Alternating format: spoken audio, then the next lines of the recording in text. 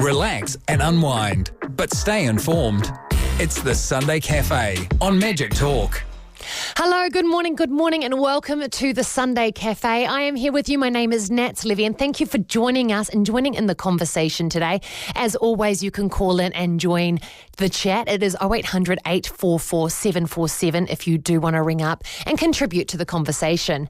So we've got a very interesting chat coming up now. We're talking about why having a healthy self-esteem will lead to having a great life. This is something I'm personally very invested and interested in. And we have none other than Tanya Unkovich here to talk with us, who is a personal life coach, mentor, author, and all-round good woman. Welcome to the Sunday Cafe, Tanya. Good morning. How are you today? Oh, look, it's been a great day. It's a great day and a perfect time to talk about that self-esteem. I know, isn't it just the most important thing for us all to have? Yeah, so why is it so important for us to have a healthy self-esteem?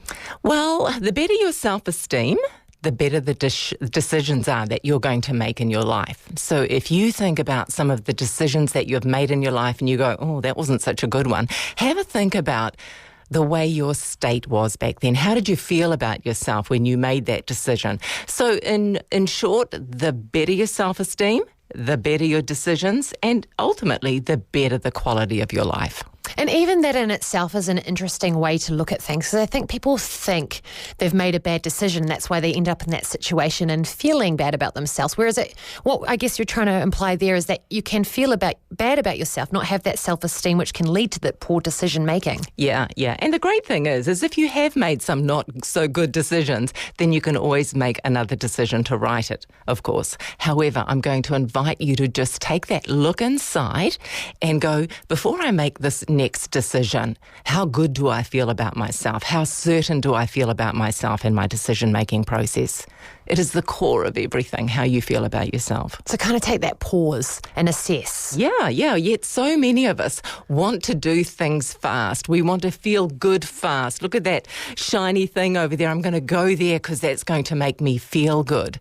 But the truth is, if you do that time and time again, you'll see certain areas of your life falling backwards.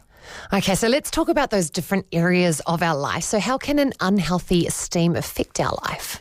Well, I could talk about this forever, but I'm just going to give you a few examples. So if you don't feel good about yourself, then when you make decisions about your body, what you eat, how much you eat, whether you drink too much, you're not going to make great decisions. So often what is at the core of people going, oh, I just need to lose some weight, I'm going to invite you to say, actually, I just need to feel better about myself, and then I'm going to nurture myself and respect myself the way I should. Interesting. Yeah. And it makes sense when you put it like that. And what about like relationships and professional life, everything else that we can have esteem impact? Yeah, well, if you're not feeling that great about yourself, then you aren't going to follow your instinct when someone asks you out on a date. You are going to go, oh, well, at least someone loves me, but really inside everything is screaming, don't go near him or don't go near her. But you don't feel good enough about yourself to trust your instinct.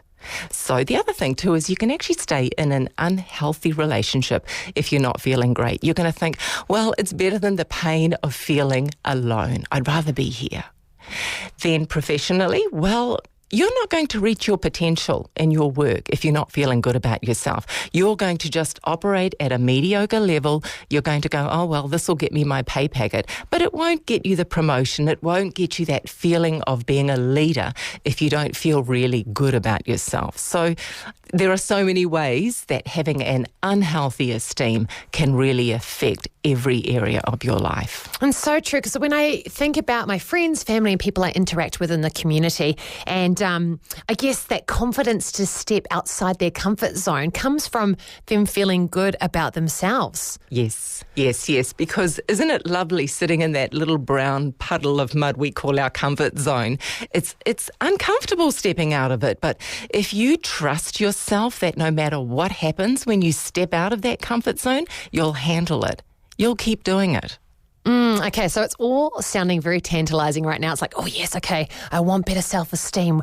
I guess the next question, this logical question, the one that's going to give us the $1 million, the bang for the buck, is how do we improve our self-esteem if we don't feel so great? Yeah, well, look, I always invite people to look back at times in their life when they did feel good about themselves, when they know that they felt accomplished, they felt worthy. It might even be the birth of your child. It may be a professional thing that you once did and you feel proud of that. We've all got instances in our life to prove that we are enough. It's about sometimes going back and reflecting on it, writing it down, and even actually stacking up a great big list of all of the reasons why you are worthy now. And, you know, when you do that, the beauty of it is you will see that you've actually been winning all of your life. We just forget, don't we?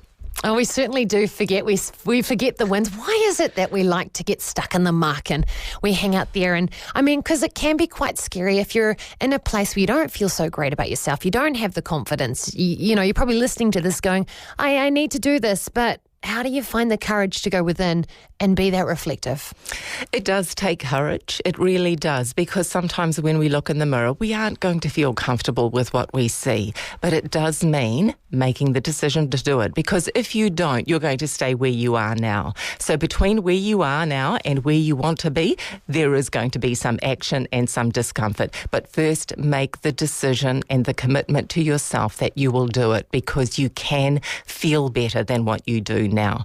So, you know, be honest. When you look at things in the mirror and you go, oh, okay, yep, I can do that differently, or yes, I can be kinder to myself and more compassionate, then you just have to do it. And also start trusting your instincts. Start trusting that intuition that we've all got. Look, the other thing is ask yourself that question, who loves me right now? Oh, I love that we bring it always back to love. We talked about love earlier as well. I think, you know, why is it that our human nature, when we look at ourselves, we're so quick to pick up on the things that we want to change or we're not so good at, and we fail to see, I guess, all the wonderful elements that make us us. Why? Yeah, look, it's the human condition, isn't it? And also it can be habitual. We're so used to looking at what is not good. It's about retraining the way you think, what you focus on, and instead of focusing on what is not good, it's about flipping it around and going, actually, I'm going to see the good in everything, even myself. So, yeah, it is about creating a new habit, doing it every day, making a ritual out of it. And soon, the more you do something, the more it's going to be part of who you are. It'll come automatically to you. You're going to look in the mirror and be like Fonzie, right, and go, hey, when you're brushing your hair back. That's what happens. You just start feeling good naturally. Yeah, and I think there's a lot of weight in that you start appreciating the good around you as well. We talked about shifting energies, building courage, self-esteem. Did you see the blood supermoon? Oh, do you know what? I woke up at about 11 going, oh, it's probably been and gone now. I'll go back to sleep. So, no, I didn't see it. It was trending all over social media. And the thing that was so interesting was people talking about the shifting energies. And, you know, like it does seem like a time where, you know, we've had quite a situation in the world with the pandemic. And people are really noticing more things around them in their life that they're perhaps not so happy with or that they are really happy with. So always taking stock of the good in us and the good around us to help us build that self-esteem. Yes, very much so. And we're all becoming a little bit more mindful, aren't we? Because we're having to stay still. Yeah, exactly. A lot more mindful, which can be a very confronting thing, but not always and necessarily a bad thing.